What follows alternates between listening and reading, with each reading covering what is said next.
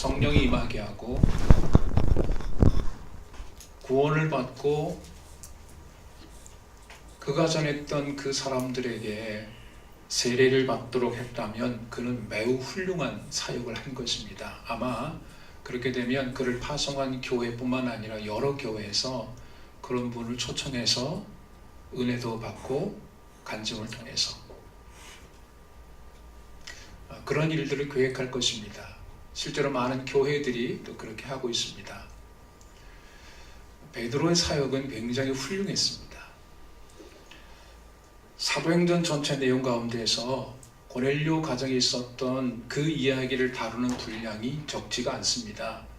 사도행전 10장부터 시작해서 11장 18절까지 한 이방인의 가정에서 일어났었던 그 이야기를 많은 지면을 할애해가면서 기록하는데 한 사람의 이야기, 이방인의 이야기를 이렇게 길게까지 서술한 성경이 거의 없습니다.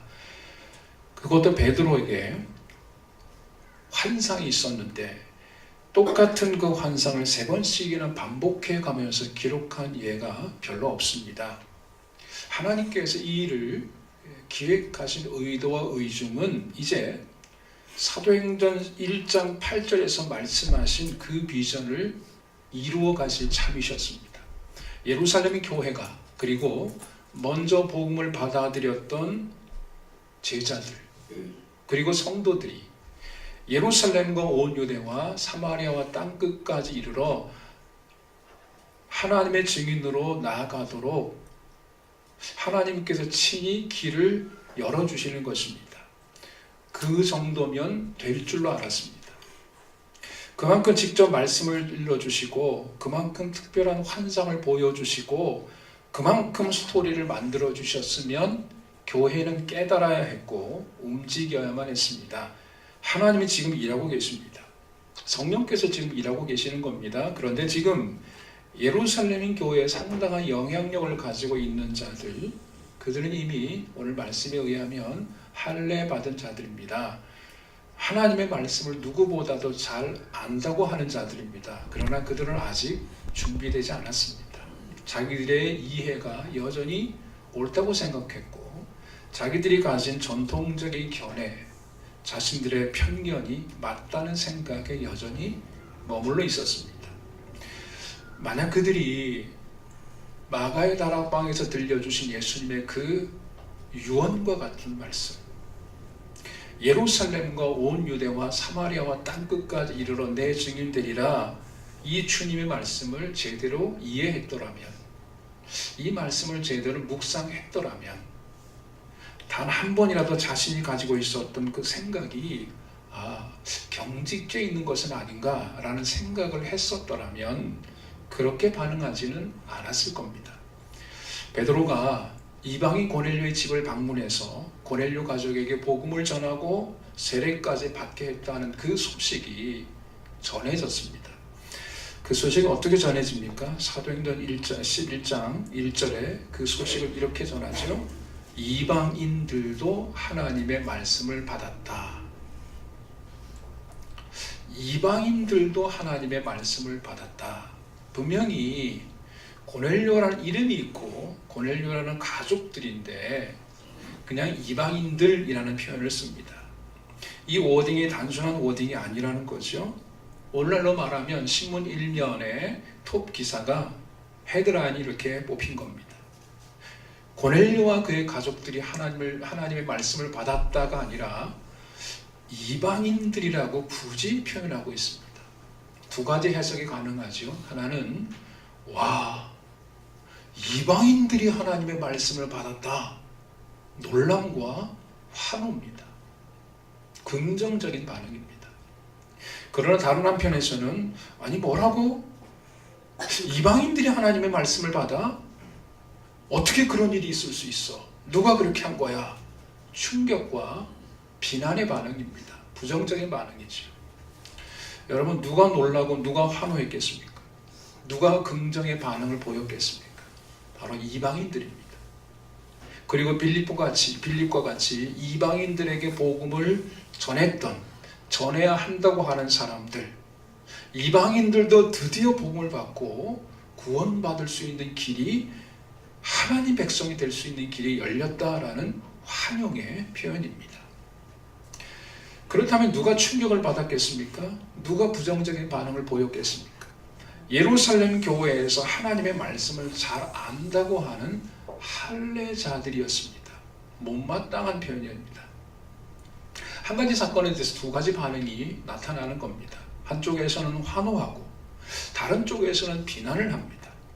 한쪽에서는 긍정이고 다른 한쪽에서는 부정적인 반응입니다.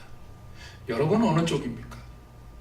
하나님의 일에 대해서, 교회 일에 대해서 그래 어렵지만 한번 해보자 라는 긍정입니까? 아니면 그건 잘 안 될 텐데 안 될 이유를 말하면서 부정적인 반응을 보이십니까? 아무리 다르게 생각해봐도 베드로의 일은 그렇게 비난받을 만한 일이 아니었습니다. 오히려 칭찬해야 하고 홍보하고 자랑해야 할 일이었습니다. 고넬료 집에서 그 일은 사실은 베드로도 처음에는 내키지 않는 일이었습니다. 스스로 좋아서 한 일이 아닙니다. 하나님의 특별한 환상을 3번씩이나 보여주셨지만 베드로도 선뜻 결정하기가 힘들었습니다. 3번을 보여주셨다는 것은 그렇잖아요. 하나님이 보여주시면 단 한 번만 슬쩍 보여줘도 아 이게 하나님 뜻이구나, 이게 민감하게 반응해야 하는데 베드로에게 3번을 보여주셨다는 것은 베드로가 그만큼 탐탁지 않게 생각했다는 증거지요. 그래서 이게 뭔가 라고 고민하고 있는데 하나님께서 고넬료 집에서 보내는 그 사람들까지 오게 하셔서 아 해야 되는가 보다, 가야 되는가 보다, 그래서 고넬료 집에 간 겁니다. 그렇게 해서 복음을 전했는데 자신조차 상상할 수 없는 일이 벌어진 겁니다. 놀라운 복음의 역사가 나타납니다. 그런 사연도 모르고 자신의 한 일을 가지고 격려하기는 커녕 한두 가지 건을 걸어서 비난을 한다? 얼마나 속상하고 얼마나 짜증나겠습니까? 그들의 비난의 이유가 아주 교묘합니다. 다른 건 말하지 않죠. 한 가지 그럴듯한 건을 건 거예요. 무할례자의 집에 들어가 함께 먹었다라는 겁니다. 11장 1절 이후에 2절 3절 그렇게 흘러가면 그렇게 걸죠. 정작 그 베드로가 했던 일을 걸려면 베드로가 그들에게 복음을 전했다든지 아니면 그들에게 세례를 주었다든지 이런 것들을 걸어야 되는데 이미 그런 이유로 걸면 자신들이 불리하다는 것을 잘 알고 있죠. 그러니까 누구라도 자신들의 주장에 동의해 줄 만한 건수를 들어서 거는 거예요. 여러분 혹시 지난주에 어렵게 고민하고 기도하고 해서 하나님이 하라는 사인이 있어서 했는데 그게 그냥 잘 이루어지지 않아서 속상하거나 좀 마음 좀 불편해하신 분이 계시지 않습니까? 삶이 그대를 속이고 누군가 나를 그렇게 대할지라도 슬퍼하거나 노하지 마십시오. 대체로 원래 그렇습니다. 내가 잘 되는 거 좋아할 사람보다 잘 되면 배 아파할 사람들이 사실은 좀 더 많을지 모릅니다. 회사이든 어디든 나를 칭찬하고 격려하는 사람보다 은근히 안 되는 길을 바라는 사람, 그래도 주님 아시면 충분하잖아요. 내 남편 날 이해해 주지 못해도 주님이 내 마음 아시고 또 주님이 내 마음을 이해해 주십니다. 베드로로서는 여간 힘든 결정을 하고 고넬료에게 간 것이 아니거든요. 천하의 베드로인데 베드로가 고넬료 집으로 간다는 것은요, 사실은 다른 사람보다는 베드로에게는 더 어려운 결정입니다. 자신이 속한 유대 사회로부터 배척받는 것까지도 각오한 고뇌에 찬 결단일 수 있습니다. 그렇기 때문에 그 순간 베드로에게 신앙의 동료라고 생각했던 그들의 격려와 지지가 어느 때보다도 절실했던 순간이었습니다. 다행스럽게 결과가 좋았습니다. 아니 결과가 좋지 않았다 할지라도 힘내라고 괜찮다고 그게 필요했는데 근데 우리가 여기서 알아야 될 것은요 예수님께 옥합을 깨트린 마리아 헌신을 오히려 비난한 자가 있습니다. 세상 사람들이 아니에요. 300데나리온이나 되는 이 옥합을 팔아서 가난한 자들에게 주는 것이 더 낫지 않겠느냐 그럴듯한 논리로 폄하하는 자는 바로 제자들이었습니다.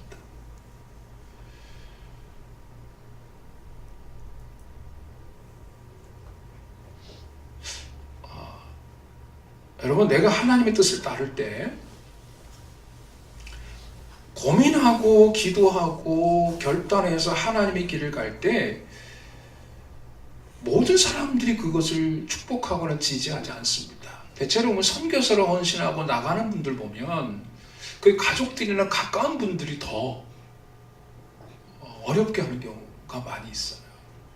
그러므로 우리는 나를 위로해주고 격려하는 대신 내가 주님의 일을 하더라도 얼마든지 비난을 받을 수 있다라는 사실을 알아야 됩니다. 그리고 당장 나를 이해해주지 않는다고 해서 그들을 미워할 필요가 없습니다. 뿐만 아니라 그러한 이유로 내가 가야 될 순종의 길과 사명의 길을 포기할 이유도 없습니다. 베드로는 자신을 비난하는 자들을 향해서 맞받아치지 않습니다. 논쟁하지 않아요. 오히려 그들에게 자초지종을 이야기하기 시작합니다. 사도행전 11장 5절부터 16절까지 고넬료 집에 있었던 일들을 좀 말해주는데 사실 베드로가 했던 일은요 교회사적으로 엄청난 일이에요. 이방인도 할례 없이 오직 믿음으로 구원받을 수 있다. 이 진리를 확실하게 보여준 놀라운 사건입니다. 이 사건이 계기가 되어서 이방 선교에 대해서 예루살렘 교회가 공식적으로 그것이 합당하다라고 인정을 합니다. 뿐만 아니라 이제 이방 선교의 전초 기지가 될 안디옥 교회가 세워지게 되는 중요한 계기가 됩니다. 본격적으로 지금 이방 선교의 시대가 열리게 되는 결정적인 사건이 바로 이 고넬료 집에 있었던 사건입니다. 말하기에 따라서는 얼마든지 영웅담이 될 수 있습니다. 대단한 간증거리죠. 그런데 베드로의 이야기를 들어보면 그는 조금도 이 사건을 부풀리지 않습니다. 자신을 조금도 내세우지 않습니다. 그리고 사실만을 매우 담담한 어조로 말하죠. 오히려 자신의 부족하고 허물 많았던 지난 날들을 회상하는 듯한 인상을 줍니다. 16절에서 그런 뉘앙스를 우리가 확인했었습니다. 고넬료의 집에 성령이 임할 때 나에게 주님의 말씀이 생각났었다. 무슨 말이에요? 자신이 이전에 분명히 주님의 말씀을 들었었는데 그 중요한 말씀을 그 일이 일어나기 전까지는 생각을 못하고 있었다는 겁니다. 이 일이 일어나니까 그 말씀이 있었지라고 뒤늦게 깨달았다는 것을 실토하는 거지. 그래서 오늘 보면 17절에 이렇게 결론적으로 말합니다. 다 함께 오늘 17절을 한번 읽어보도록 하겠습니다. 17절 시작. 그런즉 하나님이 우리가 주 예수 그리스도를 믿을 때에 주신 것과 같은 선물을 그들에게 주셨으니 내가 누구이기에 하나님을 능히 막을 수 있겠느냐. 내가 누구이기에.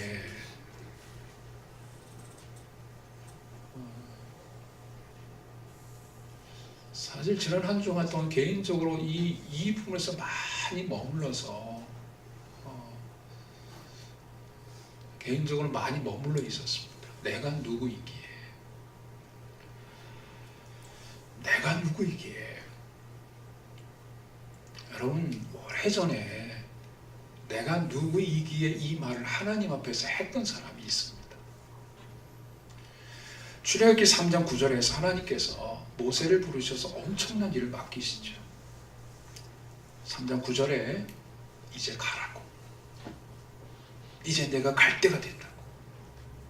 이스라엘 자손의 부르짖음이 내게 달하고 애굽 사람이 괴롭히는 학대도 내가 보았다. 이제 내가 너를 바로에게 보내서 너에게 내 백성 이스라엘을 애굽에서 인도해 내게 할 것이다. 이 말씀하신 그때를 기준해서 430년 전에 아브라함에게 하셨던 하나님의 그 약속, 내가 너로 큰 민족을 이루겠다는 하나님의 약속 뿐만 아니라 내 백성을 죄로부터 구원해서 해방시켜 주겠다는 하나님의 그 구원의 약속을 이제 이루실 때가 되었다는 것입니다. 그런데 그때 하나님 앞에서 모세가 보인 첫 번째 반응이 바로 이 말이었습니다. 내가 누구이기에. 출애굽기 3장 11절에 모세가 하나님께 이르되 내가 누구이기에 바로에게 가며 이스라엘 자손을 애굽에서 인도해낼 수 있겠습니까? 심경이 복잡하고 자신감도 없고 그리고 원망도 섞여 있는 표현이 이 말이었습니다. 모세가 하나님께 하나님의 그 위대한 사명 앞에 보인 첫 번째 반응이 내가 누구이기에 할 수 없다는 거죠. 왜냐하면 그때 모세는 아무런 능력이 없었습니다. 애굽인을 살해한 살인자라고 들통나서 바로의 궁에서 도망한 도망자였습니다. 실패자였습니다. 미디안 광야에서 40년을 그렇게 지냈습니다. 나이가 이미 80세가 됐습니다. 광야에서 양을 치는, 이제는 뭔가 시작하기에는 자신이 생각해도 늦어버린 그때였습니다. 돈 없고 힘 없고 백도 없고 상처만 남고 그동안 내세울 일이 별로 없으면, 거기다가 이제 나이까지 많아지면 스스로 초라해져서 자존감을 다 잃어버립니다. 하나님 앞에서 자신의 정체성을 다 잃어버립니다. 그래서 나중에는요, 하나님 앞에 예배 드리는 것조차도 쉽지가 않아요. 무슨 일을 맡겨도 내가 어떻게, 그런 자신이 바로 앞에 선다는 거, 아니 이스라엘 동족으로부터 상처 입은 자신이 출애굽의 사명을 감당하는 것은 생각조차 할 수 없는 일이었습니다. 자신의 초라한 형편이 도무지 그것을 허락하지 않습니다. 내가 누구이기에, 하나님 도대체 왜 납니까? 왜 내가 가야 됩니까? 내가 그 일을 어떻게 할 수 있습니까? 이건 말도 안 됩니다. 내가 40년 전에 내가 지도자 되려고 나선 적이 있긴 했었습니다. 그런데 그때 저들이 나를 지도자로 인정하지 않았습니다. 하나님도 아시지 않습니까? 그래서 내가 지도자 되기를 포기하고 광야에서 40년 동안 숨어 살았는데 왜 하필 그로부터 40년 지나서 아무것도 할 수 없는 나입니까? 원망 섞인 울분을 하나님께 토해내는 그런 인상을 받습니다. 근데 여러분, 지금 베드로는 다르죠. 베드로가 지금 내가 누구기에 라고 말할 때는요, 그의 위상이 어떻습니까? 우리는 지금 베드로에 대해서 여전히 갈릴리에서 고기 잡던 어부로 생각하는데 아닙니다. 지금 베드로는요, 현재로 따지면 교단의 감독이나 총회장보다 더 높은 위치입니다. 상당히 영향력을 끼치는 자입니다. 그는 주님께 그 권위와 사명을 위임받은 예루살렘의 교회 리더였습니다. 보십시오. 고넬료 같은 로마의 백부장도 그 권위를 인정해서 발 앞에 엎드려 절했습니다. 이미 나면서부터 안진뱅이라는 자를 일으켰고요. 그가 설교할 때 한꺼번에 3,000명이 회개했고요. 병든 애니아는 물론이고 다비다까지, 죽은 다비다를 일으켰습니다. 그 정도 레벨, 그 정도 스펙, 그 정도 업적이라면 어깨 좀 으쓱해도, 좀 센 발언해도 그 말 할 자격이 있어 할 수 있겠죠. 그런데 보십시오. 그는 이렇게 고백합니다. 내가 누구이기에, 내가 누구이기에.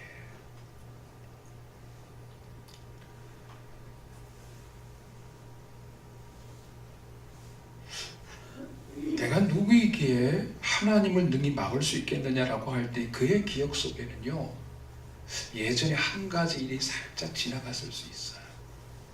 비슷한 일이 있었거든요.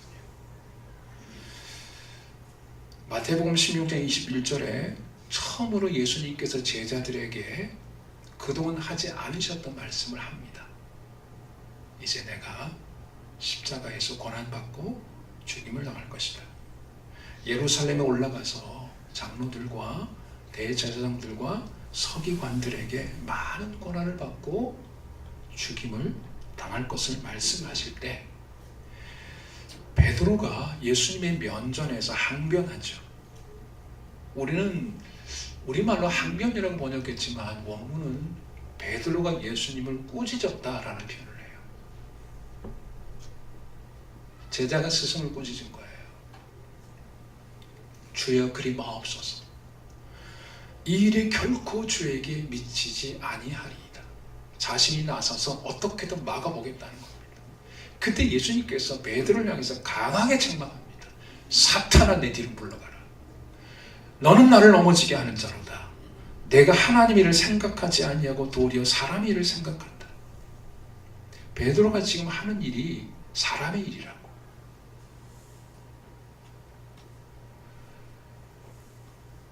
여러분, 베드로가 그 생각했겠습니까? 누구 생각했는데? 주님 생각했는데. 우리 중에 어느 누가 감히 하나님을 막는다고 생각하겠습니까? 주여 그리 마옵소서. 그거 안 됩니다. 내 생각과 다릅니다. 그 순간 그 일이 하나님의 일이 아니라 사람의 일이라고 주님께서 깨우쳐 주셨습니다. 고넬료의 집에 오기 전에 베드로에게 살짝 그런 위기가 있었죠. 제가 그런 부정한 짐승 한 번도 먹어보지 않았습니다. 저의 지금까지 신앙의 견해로는 부정한 짐승 먹는 거 허용할 수 없습니다. 이건 위법입니다. 강하게 저항했습니다.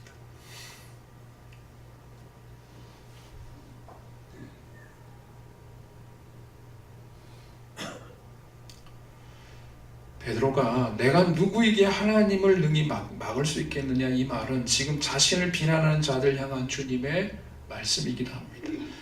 지금까지 자신을 통해서 고넬료 집에서 일어났었던 일은 하나님께서 성령을 통해서 하신 일이 아니냐라는 거죠. 참 감사한 것은요, 이 말을 들은 사람들의 반응이에요. 18절을 보면 베드로의 말을 들은 자들이 베드로에 대한 비난의 말을 그치고 하나님께 영광을 돌렸다라고 말하고 있습니다. 그들이 이 말을 듣고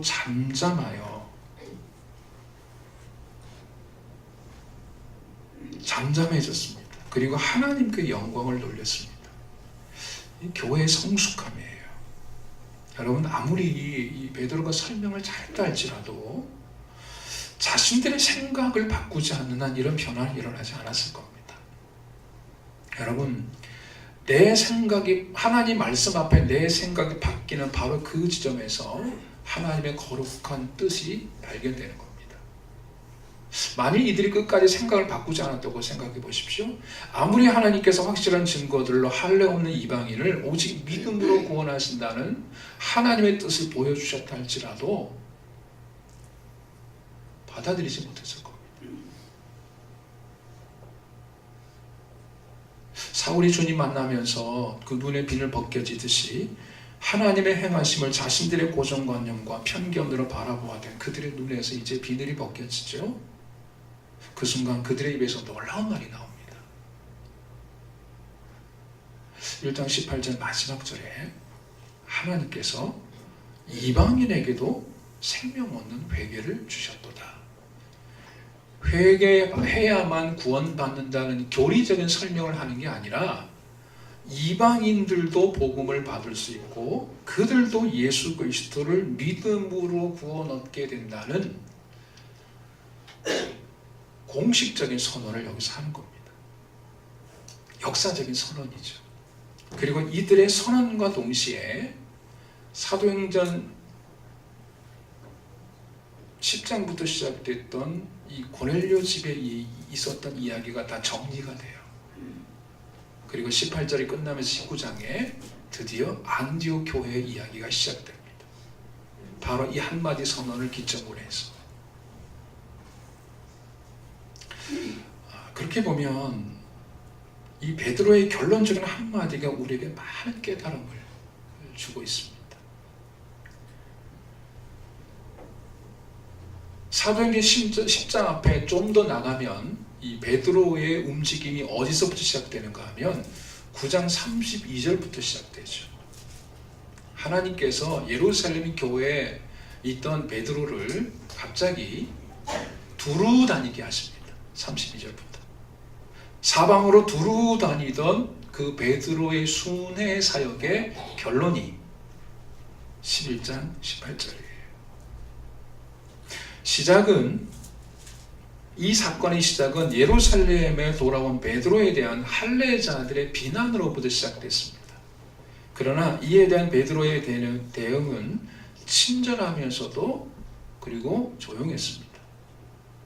그의 설명은 최종에 이르러서는 매우 견고한 진을 파하는 강력한 힘과 같았습니다. 그들이 그렇게 하나님께 영광을 돌리게 한 한마디는 베드로의 장황한 간증 때문이 아니었습니다. 베드로의 이 마지막 한마디, 내가 누구이기에 라는 이 한마디, 여러분, 이 말씀이 우리에게는, 그들에게는 우리가 누구이기에, 여러분 우리에게도 우리가 누구이기에 라는 말씀으로 받아들여져야 합니다. 여러분, 우리는 누구입니까? 가정에서는 누구이며, 일터에서는 누구입니까? 교회에서는 누구입니까? 우리는 가정에서는 아버지이고 어머니입니다. 남편이고 아내입니다. 일터에서는 직원이고 또 사장이고, 교회에서는 목사이고 직분을 가진 분들이고 성도입니다. 그러나 여러분, 우리는 여전히 하나님 앞에서는 모두가 십자가의 은혜와 긍휼이 필요한 죄인들이라는 겁니다. 여전히 토기장이이신 하나님께 대하여는 우리는 모두 진흙에 불과합니다.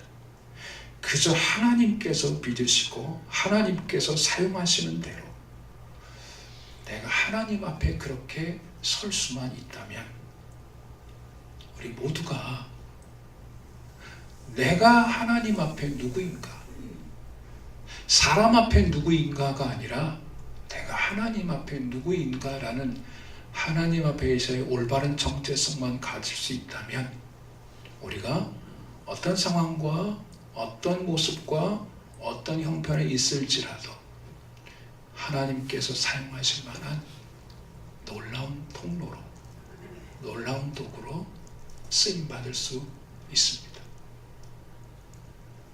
우리는 하나님 앞에 하나님의 은혜와 십자가의 사랑이 필요한 존재들입니다.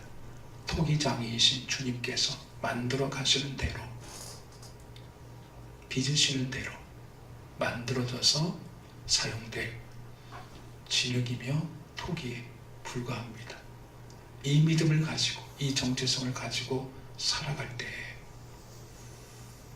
우리가 할 수 없는, 하나님만 행하실 수 있는 놀라운 일들을 감당할 수 있는 축복의 통로로, 아름다운 그릇으로 사용될 것입니다.